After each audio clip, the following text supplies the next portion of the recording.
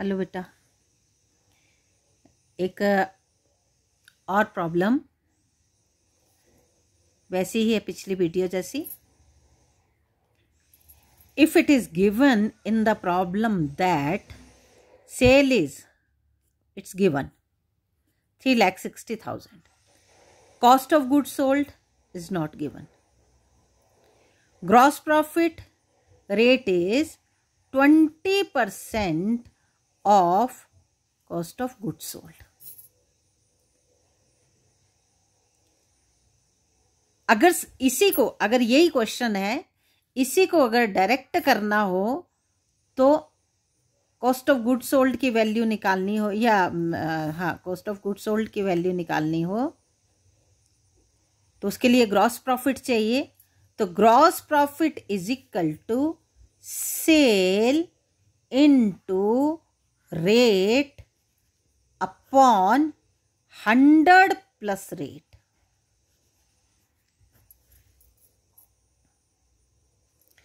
या तो इस फॉर्मूला को याद कर लिया जाए कि ग्रॉस प्रॉफिट पे cost of goods sold, gross profit cost of goods sold पे दिया हो ग्रॉस प्रॉफिट का रेट, और सेल दी हो तो हम इस फॉर्मूला को लगाएं और ग्रॉस प्रॉफिट निकाल लें।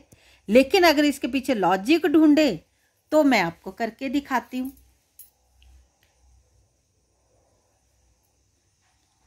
Gross profit percentage is given on cost of goods sold. Cost of goods sold is not known to us, हमें नहीं पता कितना है cost of goods sold. Then we assume कर लिया, कॉस्ट ऑफ गुड्स सोल्ड को अज्यूम कर लिया 100। Gross profit cost of goods sold पे 20%, तो 20 रुपीज आ गया। अगर इसी को हम इक्वेशन में लगाते हैं, sale minus cost of goods sold is equal to profit.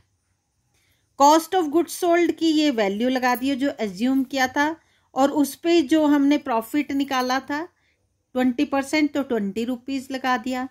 तो सेल कितनी हो गई 120। अब हमारे पास सेल की दो वैल्यूज है, एक तो 120 और एक एक्चुअल वैल्यू है 3,60,000। इन दोनों की हेल्प से हम तीसरी वैल्यू निकाल सकते हैं। If sale is 120 then profit is 20। If sale is 1 then profit is 20 upon 120। Rate upon 100 plus rate 20 upon 100 plus 20। तो यहां ऑटोमेटिकली आ गया आपका 20 upon 100 plus 20. If sale is 3,60,000 then profit is into 3,60,000, तो 60,000 आपका आ गया। यहां पे मैंने ट्रेडिंग अकाउंट का बनाया है एक ट्रेडिंग अकाउंट। सेल दी है, gross profit we have calculated, cost of goods sold, इसका बैलेंसिंग फिगर 3 लाख। 3 लाख का 20% वेरीफाई कर लिया, 60,000 आ गया ना।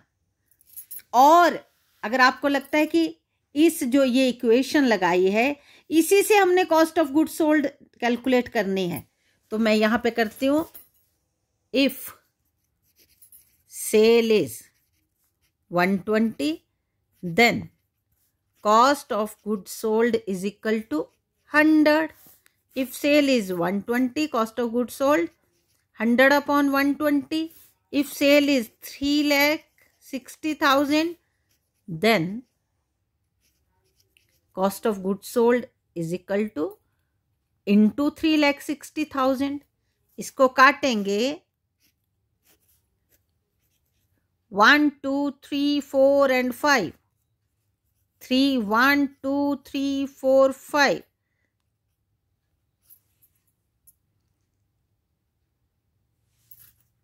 Cost of goods sold.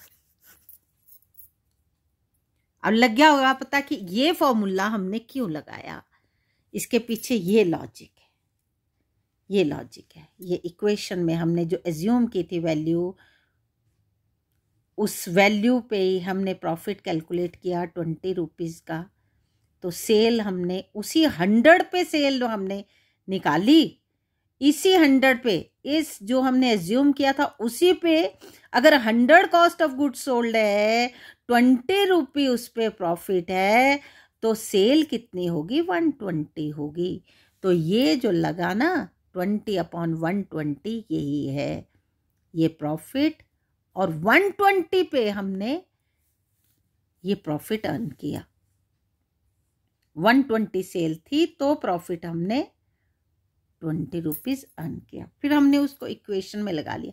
हमारे पास ये दो वैल्यू 120 और थी, ये भी सेल हमने ये इस इक्वेशन से निकाली, ये सेल हमें दी हुई है। इसी सेल से हम प्रॉफिट भी निकाल सकते हैं और कॉस्ट ऑफ गुड्स सोल्ड भी निकाल सकते हैं। यहाँ 120 की जगह अगर 100 रखें तो कॉस्ट ऑफ गुड्स सोल्ड आ जाएगी, अगर 20 रखें तो प्रॉफिट आ जाएगा। प्रॉफिट आ गया, सेल आ गई, प्रॉफिट आ गया, तो कॉस्ट ऑफ गुड्स सोल्ड निकल आई।